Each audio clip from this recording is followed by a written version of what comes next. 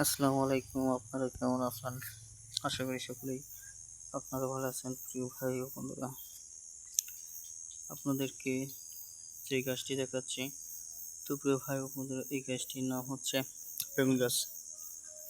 তো এই বেগুন গাছটি আমাদের বাড়ির পাশে রোপণ করেছি এবং চাইলেও আপনারাও রোপণ করতে পারবেন। তো প্রিয় ভাই বন্ধুরা, বেগুন চাষে কিন্তু অনেক গুণাগুণ উপকারিতা রয়েছে। তো প্রিয় ভাই বন্ধুরা, এই বেগুনের চারা আপনারা কোথা থেকে পেয়ে যাবেন? তো এই বেগুনের চারাগুলো পাওয়া যাচ্ছে আপনারা হাটে বাজার থেকে পেতে পারেন, কিংবা বন্ধুরা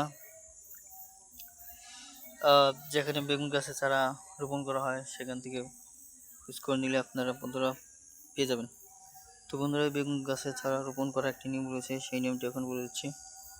তো যে স্থানে বেগুন গাছের চারা রোপণ সেই স্থানে মাটিগুলো ঝুরঝুর করে নেবেন। তো মাটিগুলো ঝুরঝুর করে নেওয়ার পর সেই স্থানে বন্ধুরা আপনারা কী দিয়ে নেবেন? ছাই বা অন্য কিছু দিয়ে নেবেন। তো প্রিয় ভাই বন্ধুরা, তারপর আপনারা বিভিন্ন প্রোটিনযুক্ত দিয়ে নেবেন, নিয়মিত পানি ব্যবহার করবেন। তো এভাবে যদি বেগুন গাছের চারা যত্ন নিতে পারেন, তাহলে দেখতে পাবেন সেই একটি বেগুন গাছ থেকে আপনারা নিয়মিত বেগুন খেতে পারবেন, বাজারে বিক্রি করতে পারবেন। ধন্যবাদ আপনাদেরকে।